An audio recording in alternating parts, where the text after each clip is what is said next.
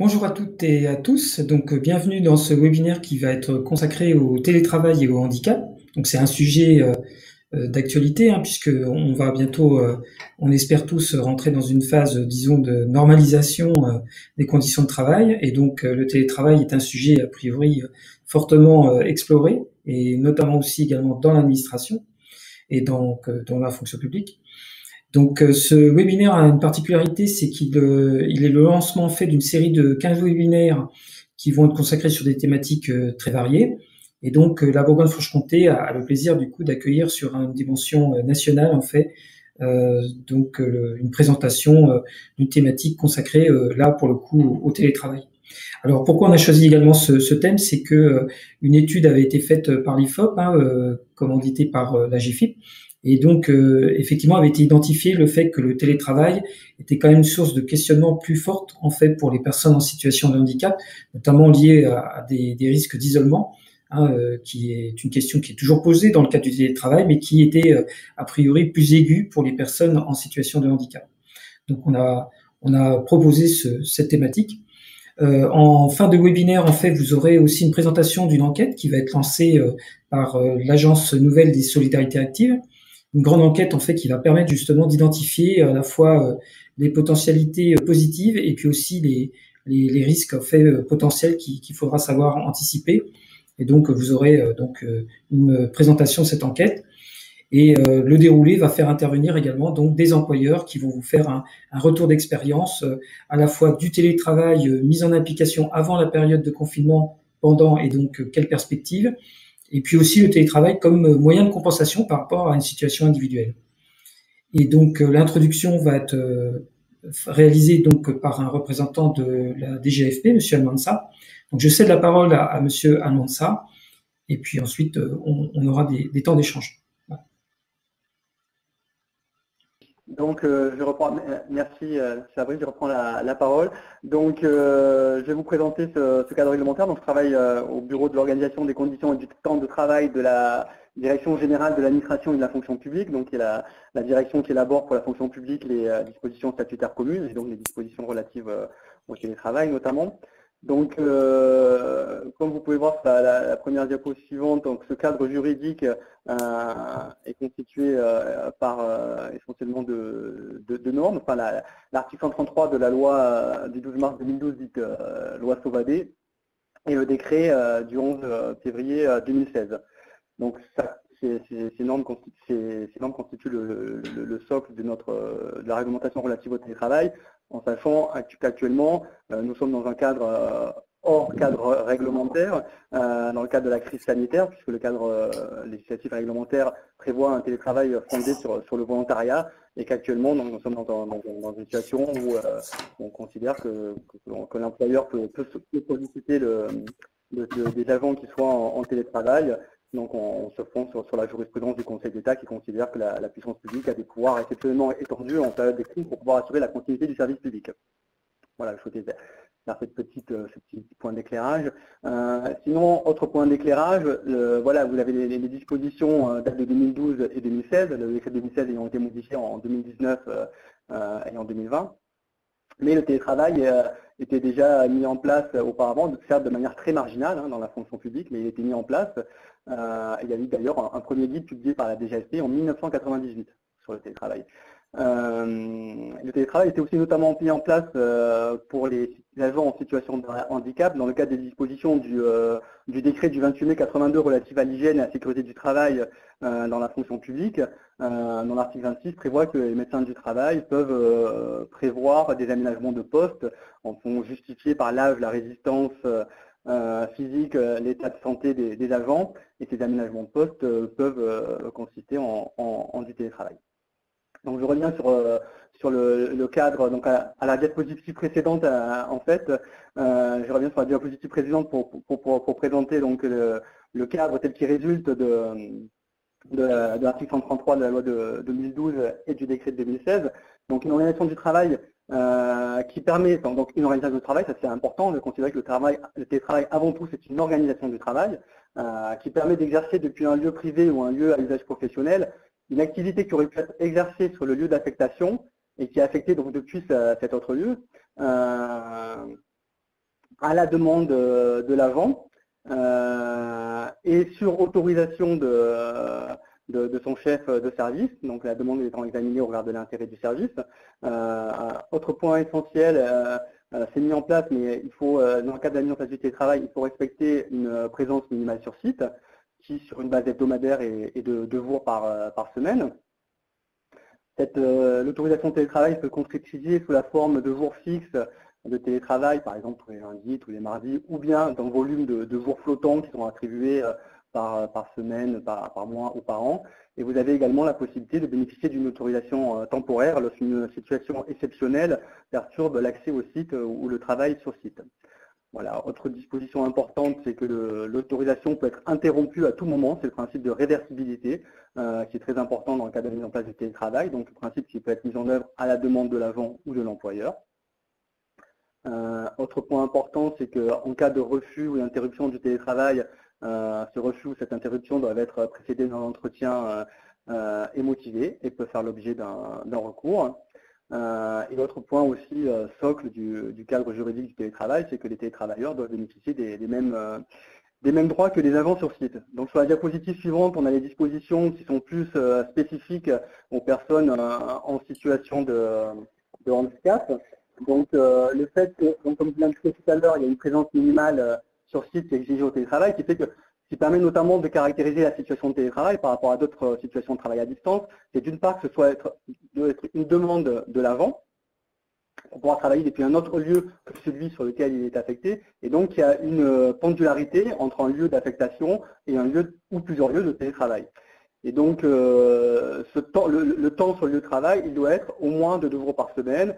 Et ça peut aussi s'apprécier sur une base mensuelle au regard des termes du décret. Donc, ça va être une présence sur site de 8 jours par mois, par exemple.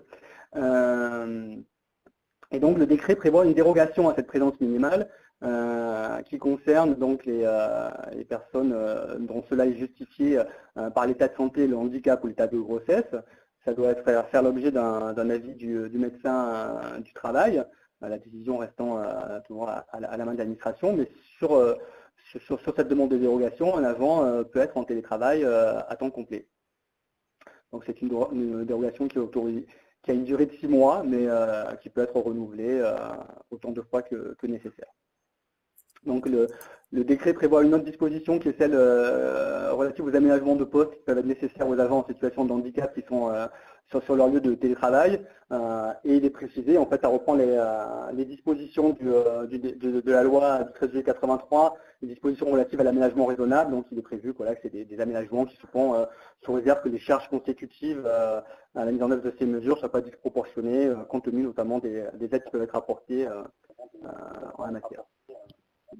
Donc voilà pour cette diapositive. Je vais passer à la diapositive suivante. Juste pour préciser, voilà, on a prévu ces dérogations qui sont possibles notamment pour les situations où on a un rente de handicap, mais que l'idée c'est quand même notamment même lorsqu'une telle dérogation est autorisée, de prévoir un retour sur site au moins ponctuel et aussi le souhait que, voilà, que le télétravail ne doit pas constituer une modalité de reconnaissance du travail de droit commun pour les agents en situation de handicap. Ce qui doit être recherché en premier lieu, c'est vraiment d'aménager le poste sur site pour qu'un agent puisse être intégré dans son collectif de travail. Voilà, c'est vraiment ce qui doit être privilégié et recherché. Donc on peut passer à la diapositive suivante. Voilà, juste pour une petite diapositive pour indiquer à ceux qui n'auraient pas encore eu l'information qu'il y a une négociation qui a été ouverte dans la fonction publique sur le télétravail à la demande de la ministre de la Transformation et de la fonction publique, Amélie Montchalin. Donc elle a ouvert cette négociation le 15 avril dernier. Et parmi les thèmes proposés dans l'accord de méthode qui a été soumis aux organisations syndicales, figure la prise en compte des agents en situation de handicap ou d'autres situations particulières. Voilà, donc on a pu avoir des échanges déjà avec les organisations syndicales et par exemple, voilà, il y a pu avoir une demande que des agents en situation de handicap bénéficient d'un télétravail de droit. Voilà, c'est quelque chose qui sera peut-être examiné dans le cadre de la négociation. Cette négociation pouvant éventuellement aboutir à une modification, si elle se conclut par rapport à un accord, comme cela est souhaité, aboutir éventuellement à des modifications du cadre réglementaire.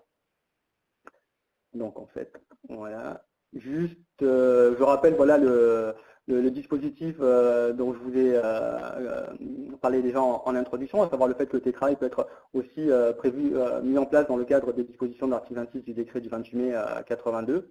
En rappelant voilà, que c'est sur proposition du médecin du travail, l'aménagement de poste sur proposition du médecin du travail, qui doit être accepté par l'administration, mais lorsque l'administration n'agrée pas ses propositions, elle doit motiver son refus par écrit et en informer le comité d'hygiène et de sécurité des conditions de travail. Voilà.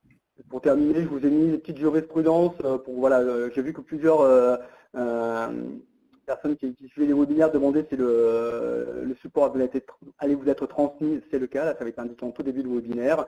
Et donc voilà, c'était juste des petites dispositions pour rappeler notamment une jurisprudence de 2014 qui portait justement sur la mise en œuvre d'un aménagement de poste qui démontre que le juge va vraiment regarder, que l'administration a regardé si elle pouvait vraiment accorder le télétravail au regard des conditions d'exercice du poste.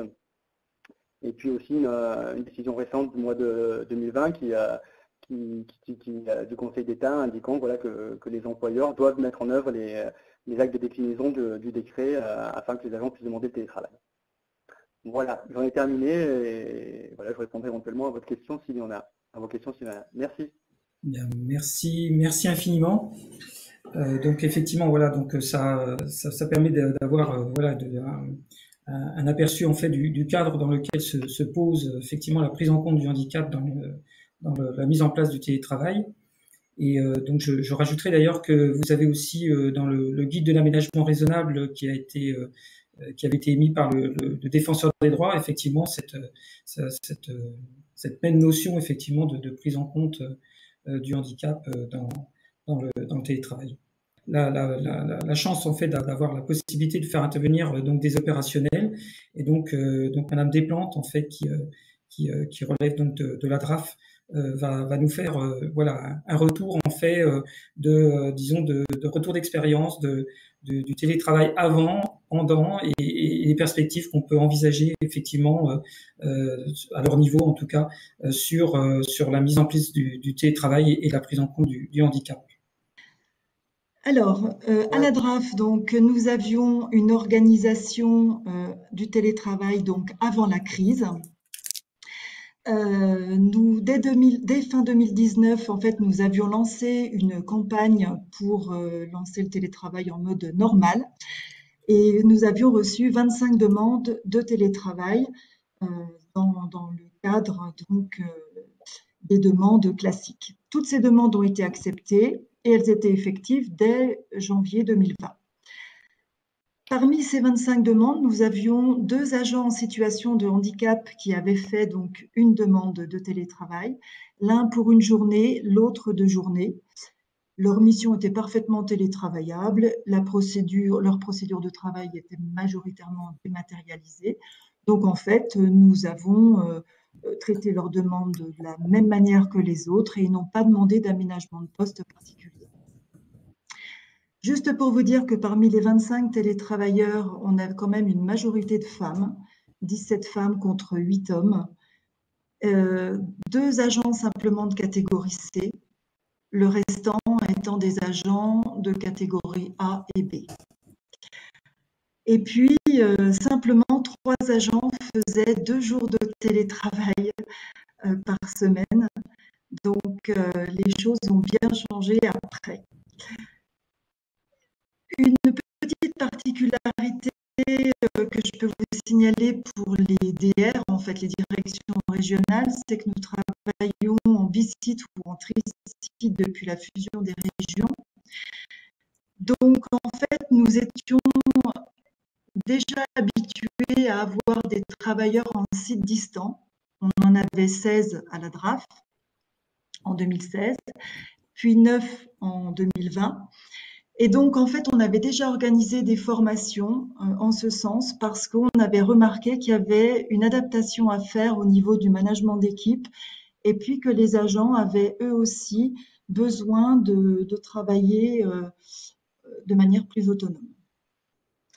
Alors, la crise est arrivée et nous avons Donc, nous avons demandé à nos agents de partir. Je vous laisse passer vos diapositives Oui. des plantes, si vous voulez.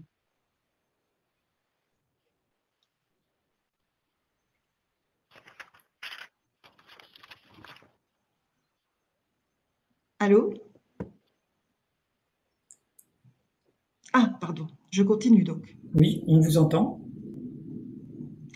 Oui. Pendant la crise, la majorité donc de nos agents étaient organisés en matériel nomade, c'est-à-dire qui disposaient d'un téléphone portable et d'un ordinateur portable. Le fait que nous soyons en bicite, ça permettait aux agents de pouvoir aller travailler sur Dijon ou Besançon de manière beaucoup plus pratique. Ça nous a beaucoup aidé donc effectivement pour que tout le monde parte vite. Nous avions aussi des ordinateurs portables en stock et des ordinateurs de formation en stock. Donc en fait, tout le monde a pu partir très vite. Et les 10% d'agents qui restaient ont emmené leur ordinateur fixe chez eux. Les agents en situation de handicap étaient déjà, on va dire, mis dans les catégories d'agents sensibles depuis un certain temps. Donc, on avait déjà une attention particulière pour eux et ça a été les premiers à, je dirais, à quitter les bureaux. On a eu beaucoup plus de monde en télétravail entre le premier, le deuxième et le troisième confinement. Le premier confinement a été vraiment le confinement où on a eu des quantités de jours télétravaillés assez importants. Pendant le premier confinement, on a eu quand même un agent en situation de handicap qui nous a signalé des problèmes de dos, enfin, il était mal installé chez lui. Donc, quand il est revenu, on a demandé donc au SAMED 21 de faire une étude de son poste à son domicile. Et avec notre centrale, nous avons pu activer les crédits FIPHFP et donc l'installer confortablement. Et finalement, c'était bien pour le deuxième et le troisième confinement.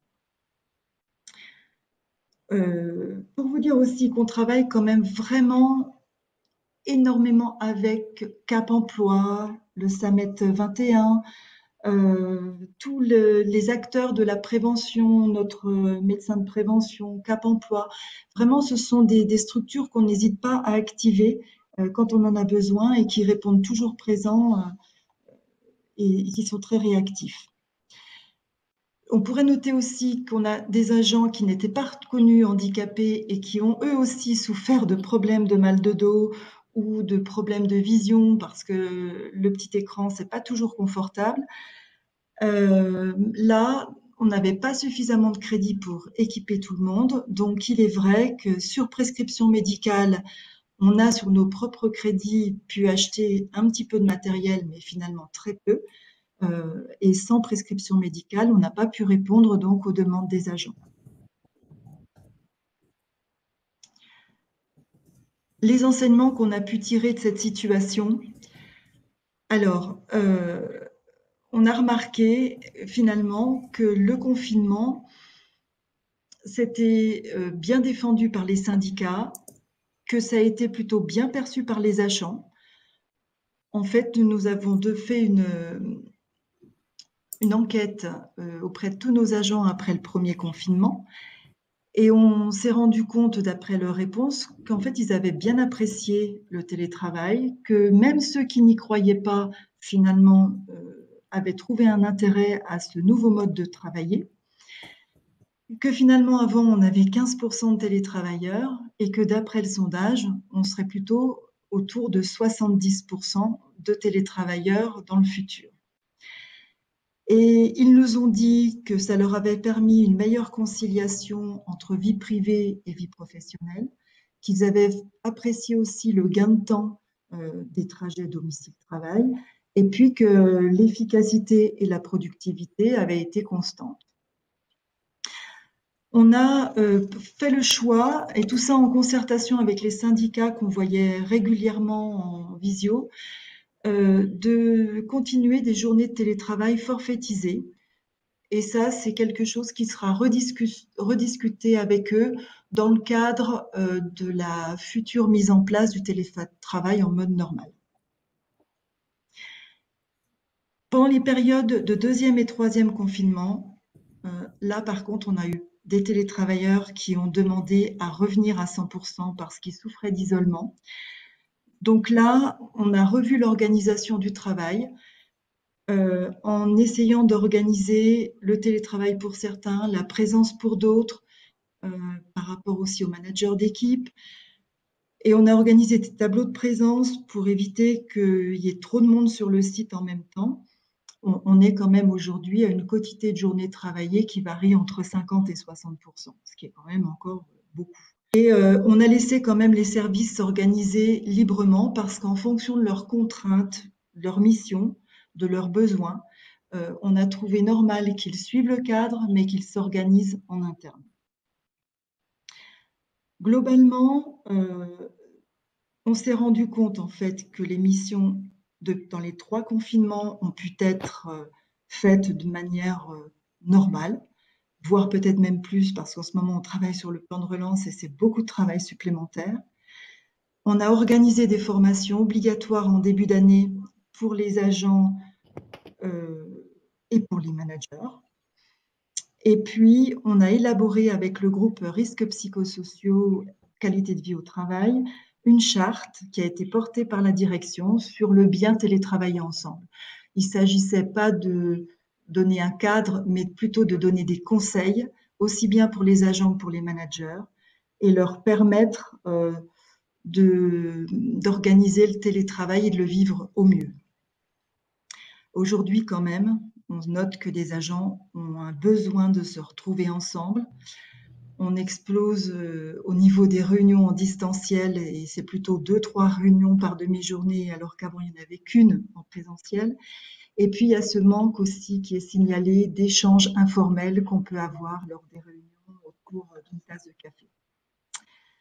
Alors, notre télétravail, comme nous le verrons après la crise, forcément, ça va changer les choses, hein, puisqu'on avait des télétravailleurs qui travaillaient qu'une journée, voire 2 jours, alors qu'aujourd'hui, on est plutôt sur des demandes de 2-3 jours. On était sur des jours fixes non rattrapables et il y aura les jours fluctuants. Donc tout ça, ça va nous obliger à nous réorganiser. Ça ne nous fait pas trop peur par rapport à l'extérieur, parce qu'on a déjà une manière de travailler en prenant des rendez-vous. On bascule nos téléphones sur nos portables, donc au final, par rapport à l'extérieur, ce sera assez transparent. Par contre, en interne, il reste des choses à faire, et notamment travailler sur le collectif. Et ça, justement, la direction en a bien conscience, et on va organiser un séminaire, donc en ce sens, le 10 mai, avec le CODIR et les adjoints, pour travailler sur toutes ces missions transverses à la DRAF et comment on les met en œuvre de manière collective. Et puis ensuite, quand nous aurons nos règles nationales élaborées par la DGFP, on retravaillera avec les syndicats sur une organisation en mode télétravail normal. On redéfinira un cadre avec les syndicats, on validera le tout en CT, et puis on prendra soin, même si on a 150 dossiers, qu'il y ait des entretiens entre les agents et les N+1 pour que les choses soient bien calées avant et qu'il n'y ait pas de non-dit ensuite. On peut dire que là où on sera un petit peu en avance, c'est qu'on aura déjà au niveau informatique pratiquement tous les agents qui seront en nomade, puisqu'il nous reste une dizaine d'agents d'ordinateurs à recevoir pour installer la totalité de la communauté de travail en mode nomade. Voilà. Oui, bonjour à tous. Donc moi, je vais vous présenter brièvement une étude qui a été réalisée d'août 2020 à novembre 2020 sur le télétravail dans le cadre d'un plan de mobilité interadministration au niveau des services de l'État sur l'ensemble du territoire de Belfort. Donc ça représentait, cette démarche avait été initiée en 2018 sous l'impulsion de la préfète de département. Et donc 15 services de l'État étaient concernés, ça représentait environ 800 agents et surtout 7 ministères. Je précise 7 ministères puisque je vois qu'il y a beaucoup d'agents, de personnes de la fonction publique territoriale. Chaque ministère a parfois ses propres fonctionnements. Donc de pouvoir mener une étude en inter-administration, c'était déjà quelque chose d'assez innovant. Donc ce plan mobilité a été initié et chaque administration portait une action. Donc l'action qui concernait le télétravail, c'était d'assurer la contribution du télétravail à la limitation de la mobilité. L'objectif, c'était de pouvoir dresser un état des lieux pour ensuite pouvoir en tirer les enseignements et pouvoir déployer le télétravail. Ce qui est ressorti de cette étude, c'est que 2/3 des postes qui avaient été étudiés étaient identifiés comme télétravaillables. Lorsque l'on parle de télétravaillables, la jauge était à 1 jour par semaine. On était bien sur une étude en fonctionnement classique et pas en fonctionnement crise sanitaire. Donc voilà, donc là, 200... donc sur les 800 postes étudiés, on avait donc 533 qui étaient identifiés comme télétravaillables. Et dans les structures, cela variait de 14% de postes télétravaillables à 100%.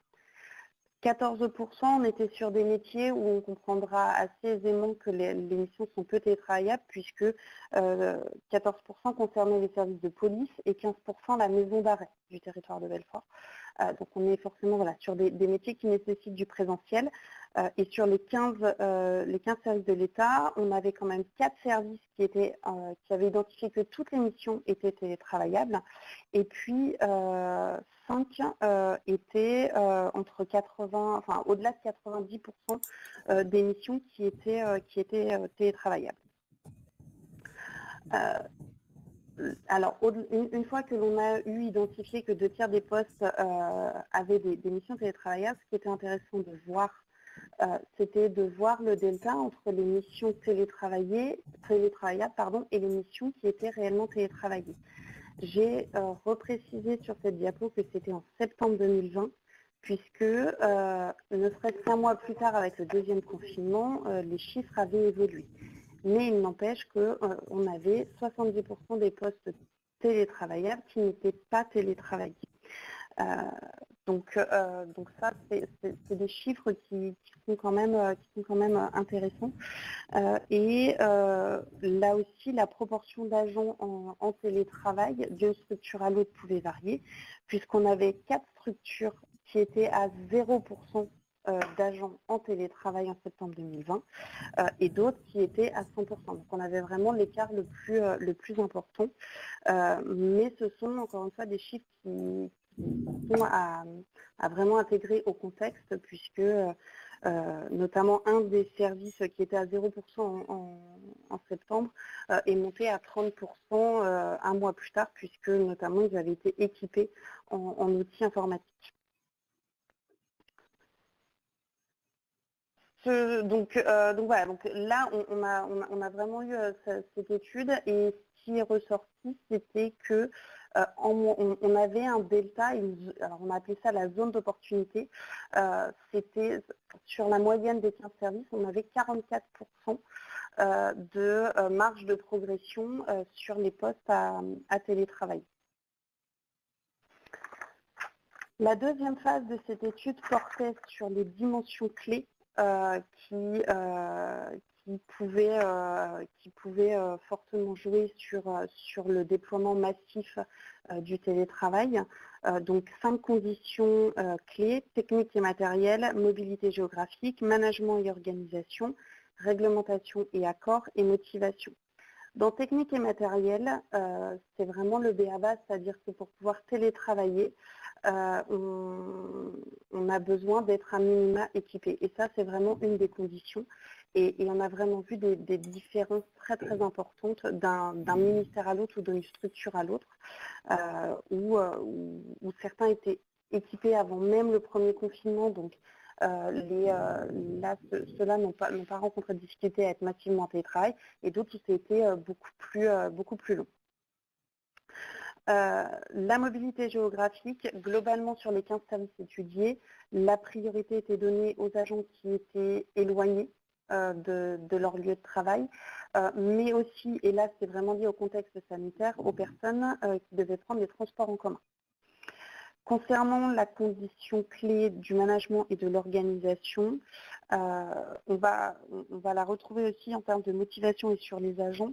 Cela concerne l'adaptabilité managériale, c'est-à-dire que d'une structure à l'autre, on avait des managers qui étaient très réticents et résistants au télétravail, et d'autres qui étaient vraiment proactifs et qui ont souhaité utiliser cette situation sanitaire pour pouvoir faire bouger les lignes et vraiment changer de manière importante les organisations. Dans le management et l'organisation notamment, on a aussi la nature des postes, la continuité de service qui va impacter sur le déploiement massif du télétravail dans les structures. Concernant réglementation et accord, la condition réglementation et accord, là on est vraiment sur les directives ministérielles, sur le dialogue social local qui peut se faire et les règlements du temps de travail. La dimension motivation donc concernait plutôt l'agent, mais là aussi on retrouve la même chose que pour les managers, c'est-à-dire que on va avoir des agents qui sont complètement réticents et résistants au télétravail et qui ont très mal vécu le télétravail subi lié à la crise sanitaire. Voilà, ça c'était quelque chose qui est fortement ressorti. À noter aussi que la deuxième phase sur l'analyse des postes s'est faite durant le deuxième confinement. Donc ça a aussi impacté les résultats de cette analyse, puisqu'on devait avoir des entretiens structurés, on devait avoir des focus group, donc des regroupements de responsables RH des différentes structures, des regroupements de représentants syndicaux, d'assistants de prévention, etc.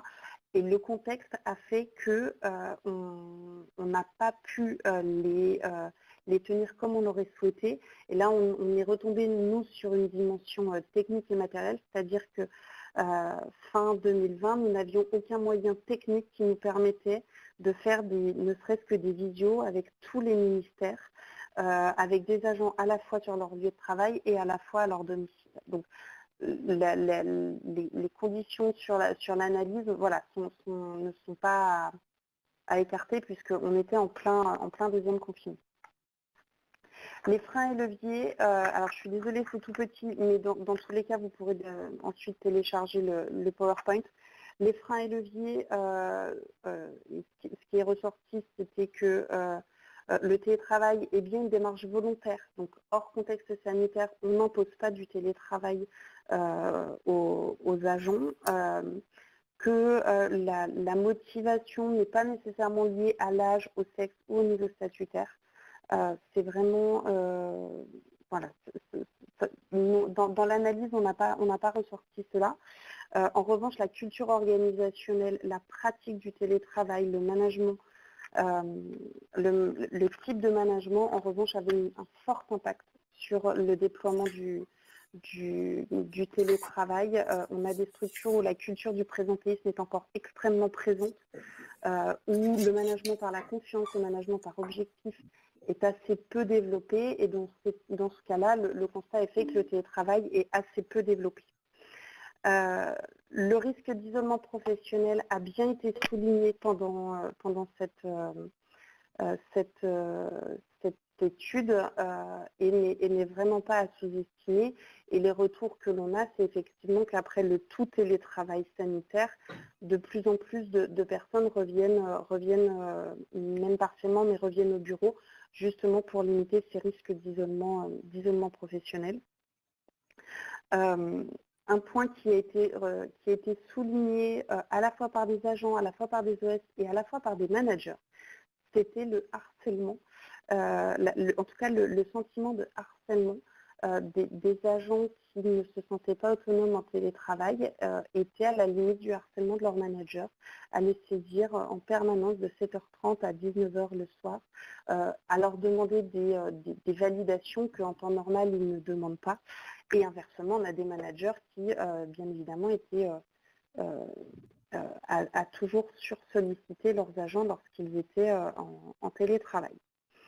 Ce qui est une des conclusions, hein, c'est vraiment que le management a un rôle essentiel dans la réussite du télétravail et que désormais le management hybride avec des agents à la fois en présentiel et des agents en distanciel, ça va devenir la norme et les managers vont devoir s'adapter pour pouvoir prendre en compte cet élément puisque on ne reviendra pas à la situation avant le premier confinement. Forcément, le télétravail va rester ancré dans les organisations et dans les pratiques.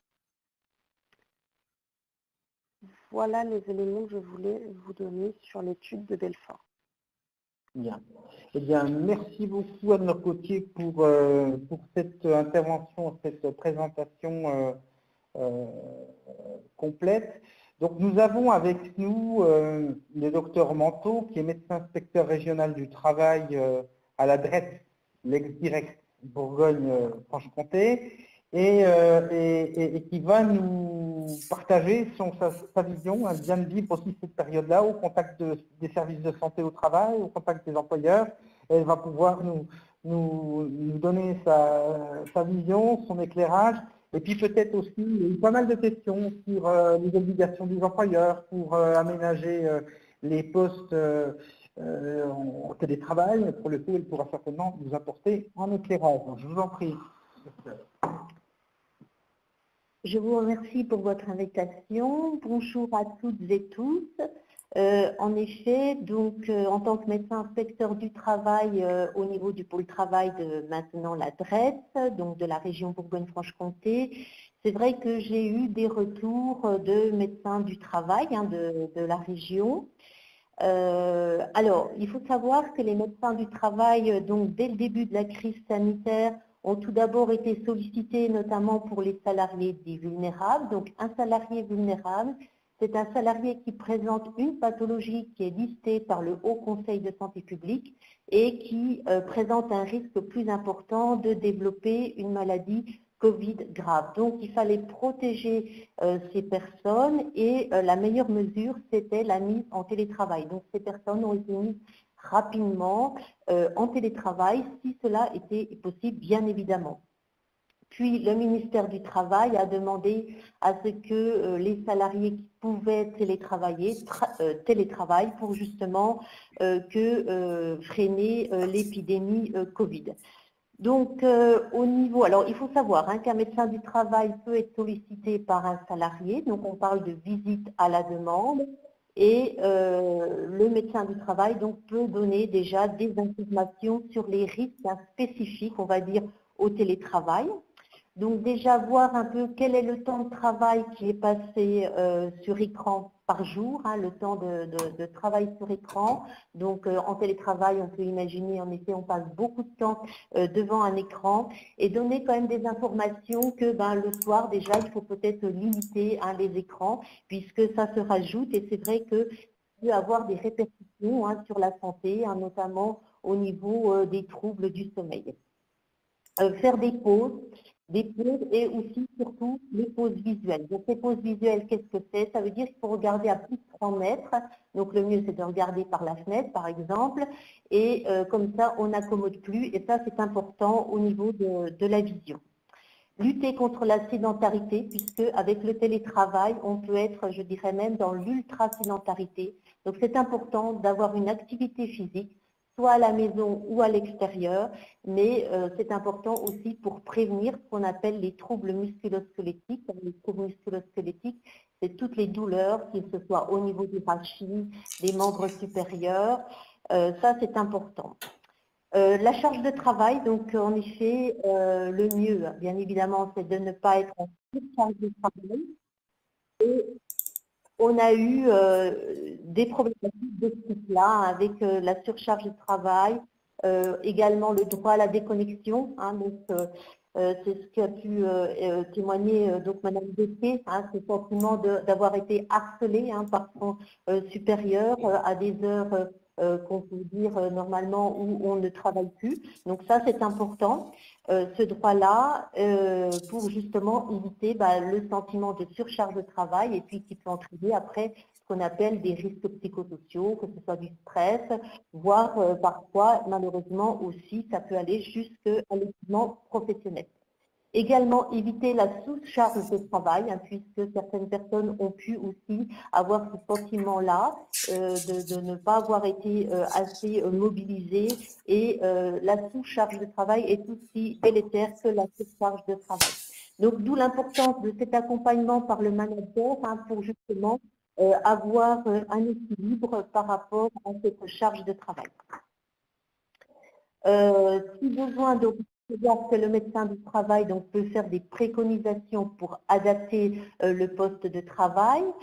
Donc au niveau du travail sur écran, donc il existe différents guides hein, au niveau du travail sur écran, que ce soit l'INRS, l'assurance maladie, et il y en a encore d'autres. Donc c'est important d'avoir un bureau adapté, donc c'est surtout la hauteur du bureau qui est importante et également le fauteuil adapté et que la hauteur de ce fauteuil soit adaptée en fonction de la personne et du bureau. L'éclairage, qu'il soit naturel ou artificiel pour éviter les reflets.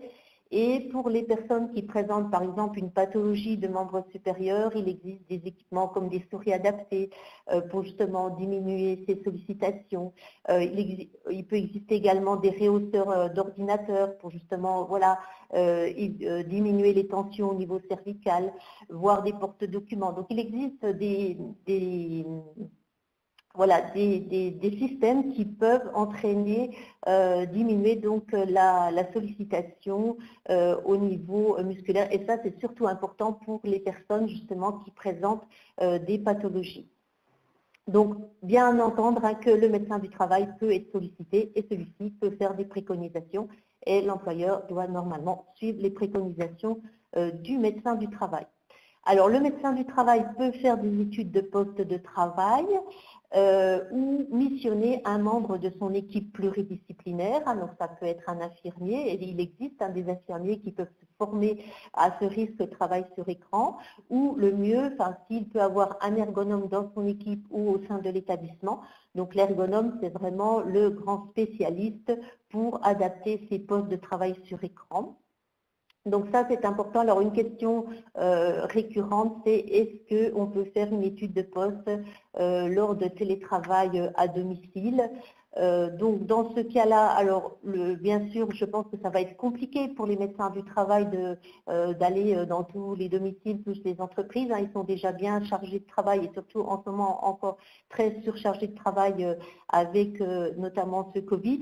Ceci dit, ils peuvent déléguer à un membre de leur équipe pluridisciplinaire, mais il ne faut pas s'imaginer que ces équipes pourront aller voir tous les postes de travail à domicile. Donc, ce qui peut être fait, c'est des prises de photos, voire des enregistrements par caméra, hein, pour voir un petit peu ou voir quelle est la problématique. Mais si réellement l'étude de poste est nécessaire, je pense que dans ce cas-là, il faut demander l'accord à l'employeur et bien évidemment aux salariés, mais il me semble qu'à partir du moment où il y a télétravail, je ne vois pas pourquoi cette étude de poste ne pourrait se faire, mais je pense que celle-ci, ce sera quand même extrêmement ponctuelle et peut-être, je dirais, plutôt réservée aux salariés en situation de handicap. Mais en tous les cas, pour moi, ce n'est pas interdit. Alors, une des particularités du télétravail, et c'est ce qui ressort parmi les médecins du travail qui m'ont fait remonter les difficultés des salariés, c'est ce sentiment d'isolement. Donc ça, je parlerai, c'est surtout pour les salariés qui n'étaient pas vulnérables, hein, qui devaient être en télétravail. Alors c'est vrai que l'isolement va favoriser la concentration, limite les interruptions de tâches, mais cet isolement peut quand même avoir des répercussions au niveau psychologique, voire malheureusement peut avoir des atteintes plus importantes et notamment des atteintes à la santé mentale. Donc c'est important, voilà, lorsqu'il y a un stress trop important, de solliciter le médecin du travail pour justement dépister ces problématiques-là. Et je sais que certains médecins du travail ont fait des préconisations pour demander à ce qu'il y ait un retour en présentiel plus ou moins important, puisque c'était des personnes, par exemple, qui avaient des antécédents d'addiction et qui rechutaient leur addiction avec le télétravail, avec aucun jour de présentiel en entreprise, et également des salariés qui pouvaient être en difficulté lorsqu'il y avait des difficultés d'ordre familial, avec notamment des conflits importants, et pour eux c'était extrêmement compliqué de rester à la maison toute la journée. Donc voilà, donc dans ces situations-là, donc c'est important que voilà, il faut savoir que le médecin du travail, bien évidemment, peut être sollicité, il est soumis au secret médical et il peut faire des préconisations pour un retour en présentiel, donc plus ou moins important, et justement pour voilà, se reconnecter avec le collectif du travail et aussi parfois avoir un soutien social plus important. Donc, pour lutter contre le sentiment d'isolement, donc le soutien social, la prise de contact régulière par le manager sont particulièrement importants.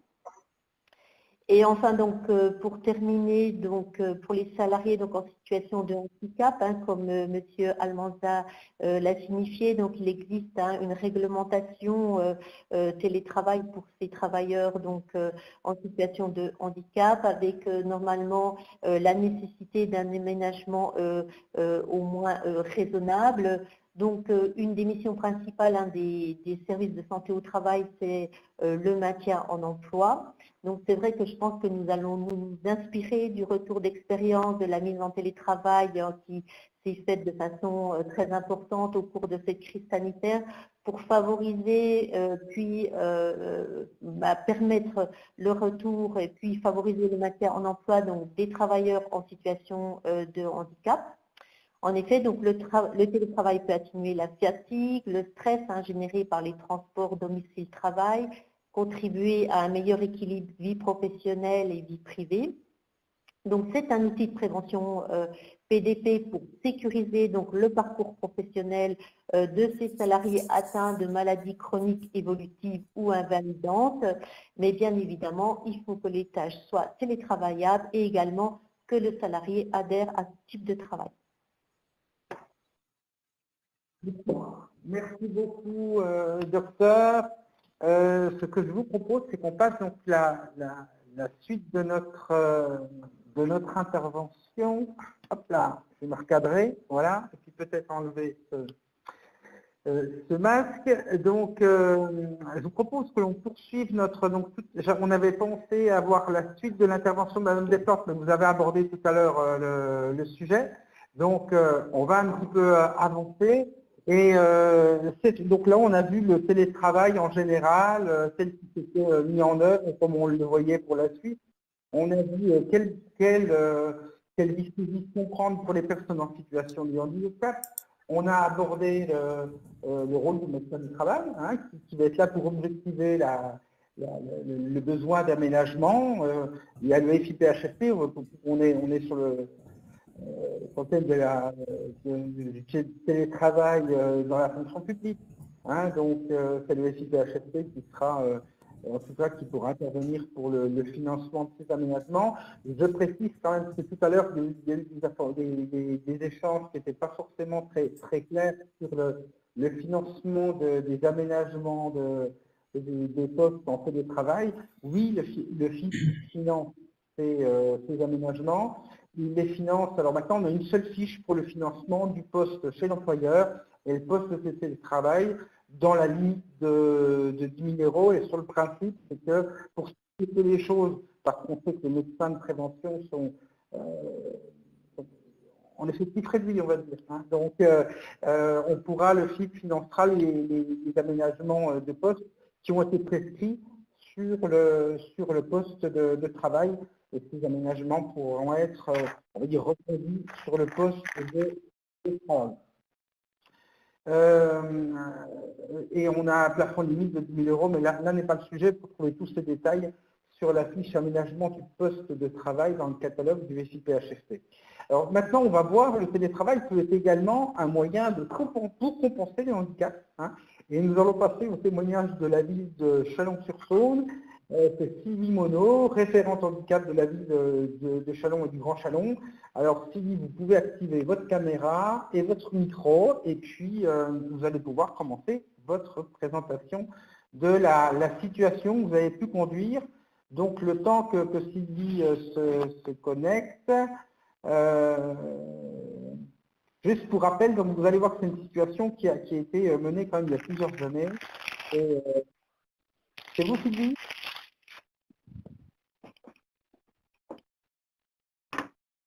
Est-ce que c'est vous Sylvie? Je vois Sylvie arriver en vidéo. Et pour le son, il faudra activer votre son. On vous attend.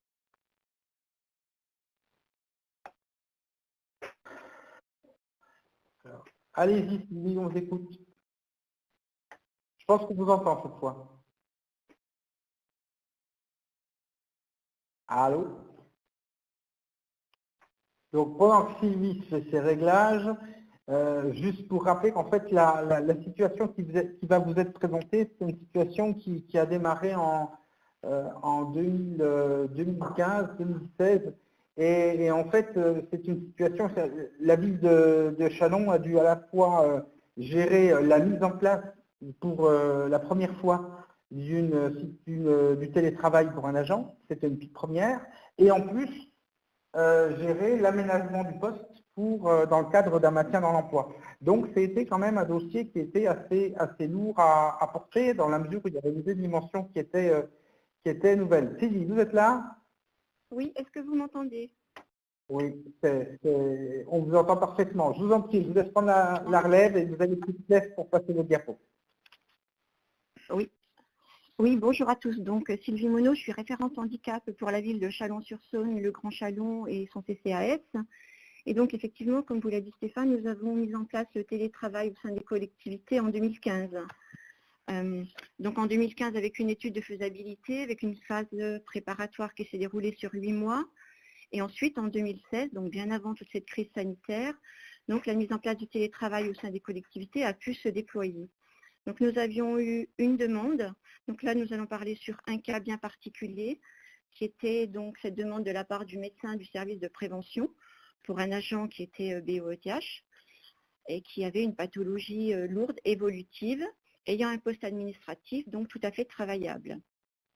Donc pour cela, nous avons mis en place un groupe de travail qui était pluridisciplinaire en interne et nous avons sollicité Cap Emploi, donc ça met à l'époque, Cap Emploi 71 pour nous appuyer. Donc cette mise en place d'action permettait à l'agent d'effectuer du télétravail à son domicile et ensuite donc un petit bilan. Voilà.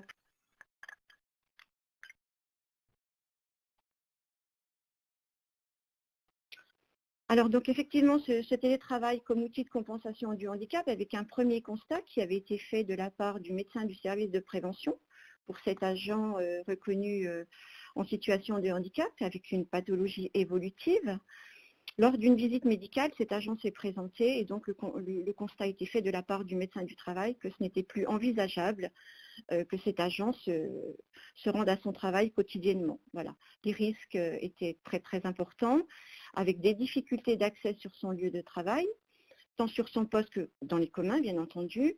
Et puis la hiérarchie s'était manifestée ainsi que les collègues pour faire part des craintes et des peurs par rapport à la sécurité de l'agent et des risques qu'il encourait. Alors la méthode qui a été mise en place au sein des collectivités était la création d'un groupe de travail pluridisciplinaire, donc en interne, et assisté de Cap Emploi 71. Donc parmi les acteurs, nous avons le médecin du service de santé au travail, qui a participé activement, l'ergonome, le référent handicap ainsi que l'assistant social, le chargé de prévention, le responsable de service de l'agent. Les services juridiques se sont joints à nous parce que c'était une première et c'était relativement compliqué quand on se lance dans une phase de déploiement de télétravail. Nous n'avions aucune connaissance et donc le service juridique nous a appuyés, c'était très très appréciable. Le service informatique pour le déploiement puisque c'était sur un poste administratif. Et puis le CHSCT bien sûr qui a participé activement donc à ce groupe de travail. Donc le lancement, en fait, donc, comme je vous l'ai dit, visite de la part du médecin, de l'agent vers le médecin, mais aussi visite de la part du médecin du travail sur le lieu de travail. L'ergonome s'est également rendu sur le lieu de travail ainsi que le référent handicap. Et nous sommes aussi allés au domicile de l'agent pour faire une étude de poste via Cap Emploi 71. Donc l'étude de poste s'est faite en interne via l'ergonome, que nous avions la chance d'avoir à la collectivité. Et puis, avec Cap Emploi 71 et l'ergonome, nous nous sommes rendus au domicile de l'agent. Donc, l'équipement qui a été proposé était identique au poste de travail sur le lieu de travail, donc avec l'installation d'un bureau, PC, souris ergonomique, enfin tout le document, tous les aménagements matériels nécessaires ont été installés au domicile de l'agent, de façon à ce qu'il n'y ait de façon à ce qu'il s'y retrouve. On avait exactement le même aménagement au domicile et sur le poste de travail. Donc cet espace personnel lui était dédié, bien entendu, avec un appui permanent d'un acteur du service de santé en cas de besoin. Le service informatique était toujours présent puisque nous avons dû installer aussi, bien sûr, la connexion Internet, donc avec une prise en charge financière, aucun coût pour l'agent. Vérifier aussi en termes de conformité et de sécurité, donc en termes de documents que l'agent soit bien assuré. Ça, c'était très très important. Ça reste du domaine personnel. Un espace donc de travail professionnel qui était maintenu au sein du service d'affectation pour permettre le lien professionnel. Nous avons aussi aménagé un véhicule qui a été adapté, donc ce véhicule était existant et il a été aménagé parce que cet agent en situation de handicap est un handicap physique. Donc cet agent est dans un fauteuil roulant. Donc nous avons aménagé ce véhicule et la mise en place d'une auxiliaire de vie professionnelle qui permettait l'accompagnement de l'agent lors de ses déplacements, qui était lié à son activité professionnelle. Donc ce télétravail avait lieu, a lieu toujours, 3 jours par semaine, et cette auxiliaire de vie professionnelle va au domicile de l'agent le chercher, le conduit sur son poste de travail, l'aide à l'installation au poste de travail et ensuite revient le chercher pour le raccompagner à son domicile. Voilà, donc les horaires, effectivement, il y a un protocole d'accord qui avait été mis en place sur l'aménagement du temps de travail qui est respecté, donc ce sont les mêmes horaires que sur son poste de travail, avec des modalités d'organisation d'une journée qui sont arrêtées en concertation avec le supérieur hiérarchique, de façon à aménager, si le supérieur doit téléphoner, c'est à peu près au niveau des pauses, voilà, pour ne pas déranger, pour faciliter la communication. Donc toute cette organisation de journée a bien été en concertation entre le responsable et puis l'agent. Voilà, une fiche d'organisation du travail a été établie, de façon à pouvoir cibler la charge de travail, et l'agent reste joignable tout le temps de son travail par le service, par tous les moyens qui sont adaptés. Voilà, donc le projet de télétravail, je voulais juste apporter une petite précision, il est accordé donc sur demande écrite de l'agent, comme l'a dit le docteur tout à l'heure, après accord de la hiérarchie et validation par le médecin de santé au travail. Un bilan annuel de cette situation de télétravail est présenté chaque année au comité technique et au comité d'hygiène, de santé et sécurité au travail, donc régulièrement avec les partenaires sociaux.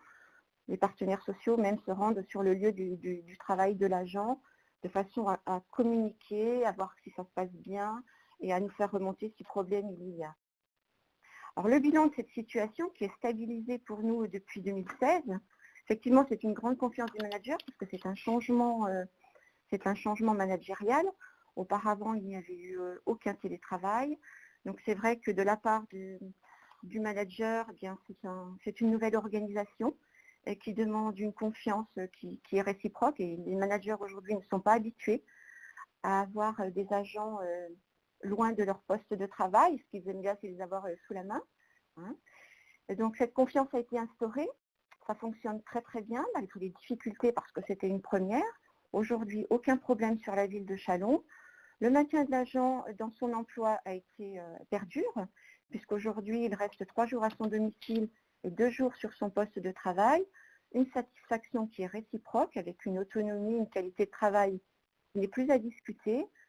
Donc aujourd'hui, nous pouvons dire que sur la ville de Châlons, le Grand Châlons et son CCAS, eh bien, cette mise en place du télétravail est positive et qu'elle ouvre des possibles ouvertures, on va dire, pour de nouvelles demandes si besoin. Voilà, la ville de Châlons est ouverte à toute demande.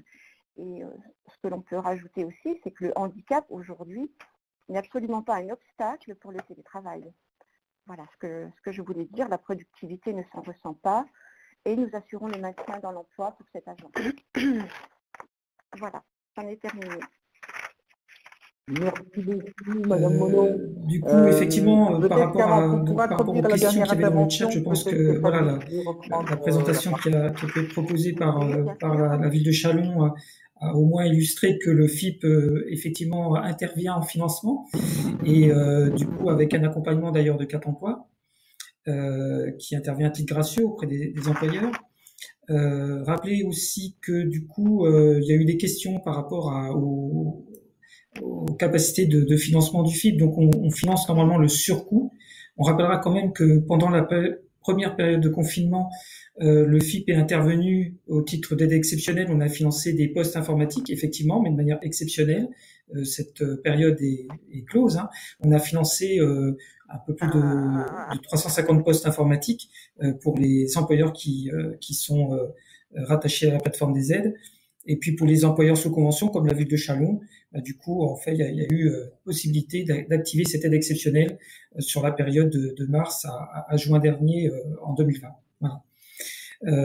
Et puis du coup, ça illustre que il y a un coût d'acquisition là, puisqu'il n'y avait pas d'expérience de télétravail. Et du coup, il a fallu un petit peu expérimenter à la fois apprivoiser la démarche de télétravail avec notamment le management, et puis prendre en compte la situation de handicap et faire les aménagements nécessaires. Et donc, ce que j'en retiens quand même, c'est que on arrive à stabiliser sur la durée. La personne maintenant est durablement maintenue en emploi. Et donc, cet investissement, du coup, il est aussi favorable puisque c'est un retour d'expérience qui peut être transposé pour d'autres employeurs et au sein même des collectivités qui l'ont expérimenté, du coup, un peu alimenter la boîte à idées pour assurer des compensations qui soient confortables pour la personne et raisonnables pour l'employeur.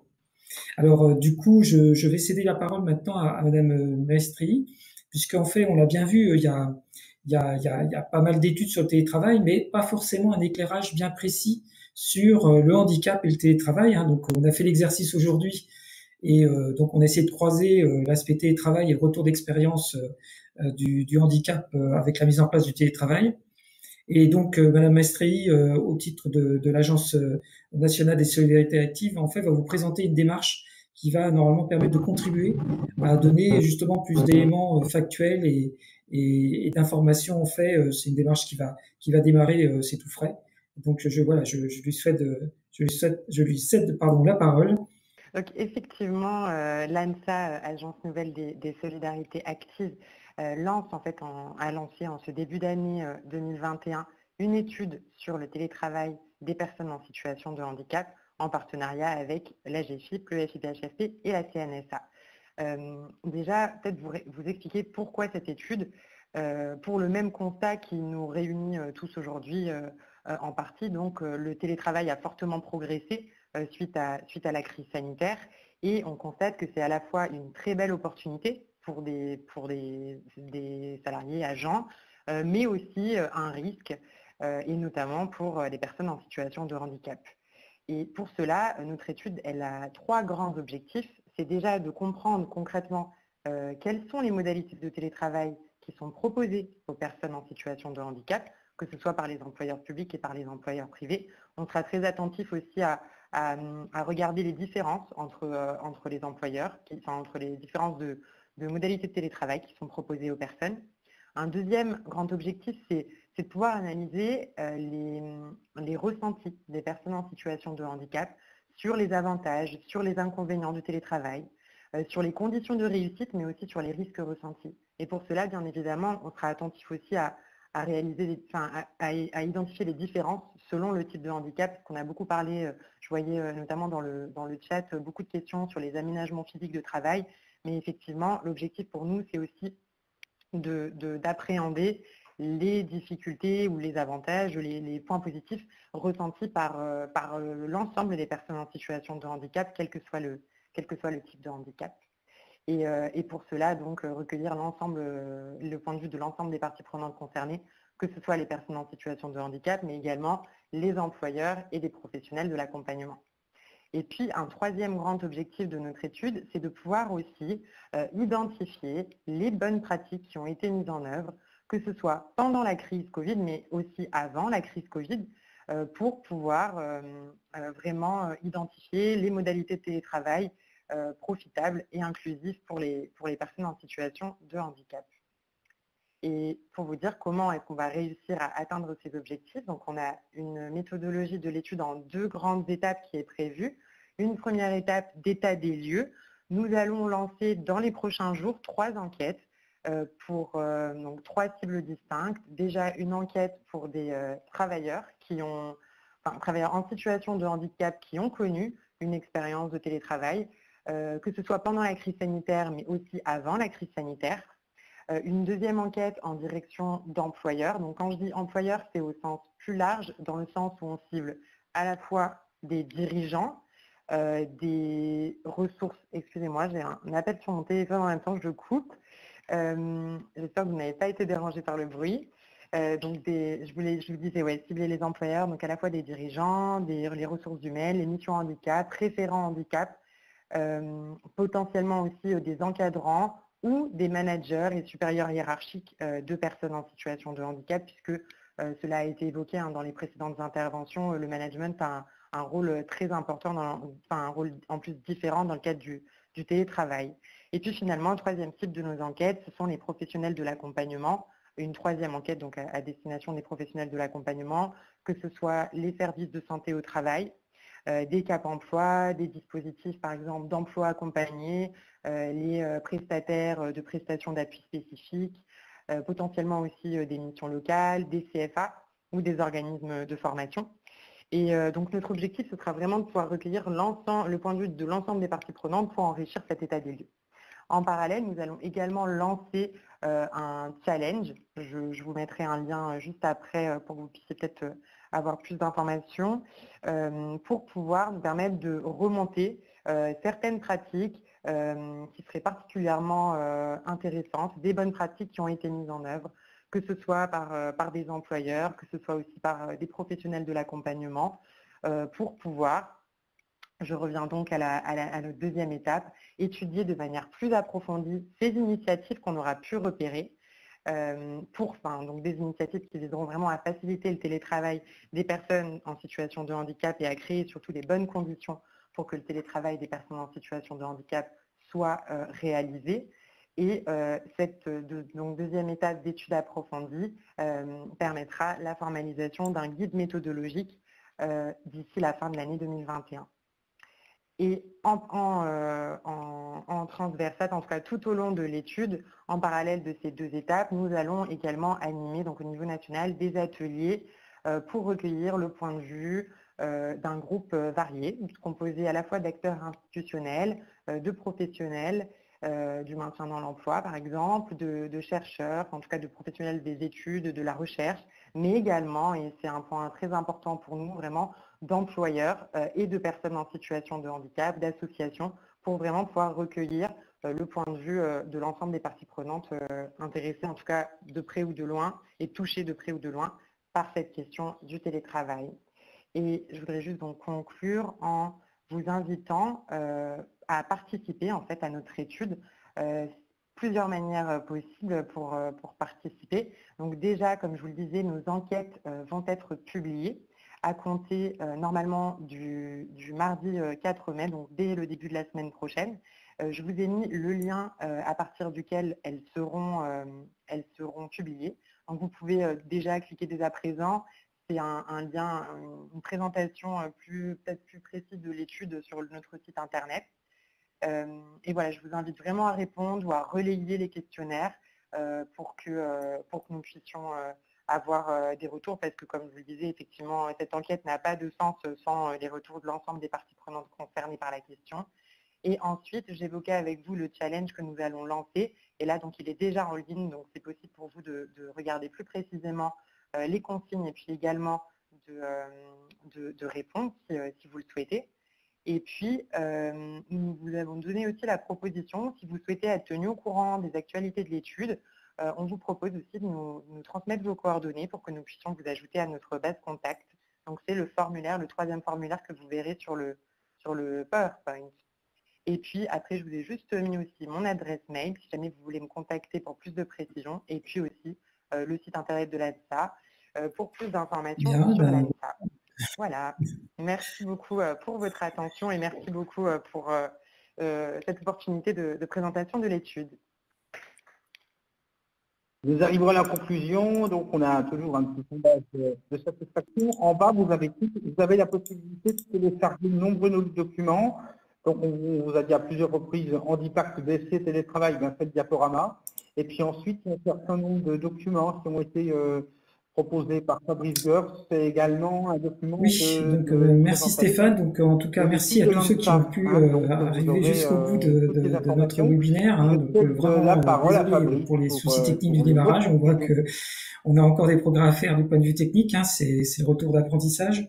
Je pense qu'en conclusion, moi, en tout cas, ce que j'en retiens, et par rapport aux échanges qu'il y a eu dans le chat et par rapport aux interventions, c'est qu'on a un avant, on a un pendant, et puis on aura un après. Et du coup, effectivement, le télétravail, en fait, ça doit pas être un obstacle pour les personnes en situation de handicap. Ça doit peut-être même mieux, ça doit pouvoir être une opportunité. Et souvent, le handicap, c'est aussi un vecteur d'identification de difficultés ou de bonnes pratiques. Et donc, l'étude là qui est lancée, c'est une étude auquel je vous conseille de participer parce que c'est le retour du terrain, c'est l'identification d'idées, de bonnes solutions. Et donc, voilà, de pouvoir, en fait, j'ai vu dans le chat, il y avait une demande et une attente par rapport justement à de bonnes pratiques aussi, hein, pour prendre en compte le handicap avec le télétravail. Eh bien voilà, en fait, il faut que collectivement on puisse y contribuer en participant par exemple à ce type d'enquête. Et puis les handipacs sont de toute façon toujours preneurs en fait sur le terrain en fait des solutions qui peuvent être apportées. N'hésitez pas auprès des handipacs du FIPHFP de partager en fait avec notre réseau en fait les solutions que vous avez pu mettre en place pour faciliter le télétravail pour les personnes en situation de handicap. Voilà, j'en ai terminé. Je vous donnerai juste une dernière information, c'est que je passerai la main du coup à l'Île-de-France pour le prochain webinaire national qui sera du coup consacré lui au handicap auditif. C'est le 18 mai prochain en matinée et il y aura un formulaire d'inscription prochainement pour ceux qui souhaitent suivre ce deuxième webinaire national. Voilà, je remercie en tout cas tous les intervenants. Je pense que voilà, on a eu un éclairage assez global. On a dépassé le temps, il est déjà presque 15h30. Et donc, je vous dis à bientôt pour ceux qui nous suivent régulièrement. Et puis, à bientôt pour tous les autres, en fait, sur d'autres webinaires nationaux. Voilà. Au revoir à tous et donc à une prochaine fois.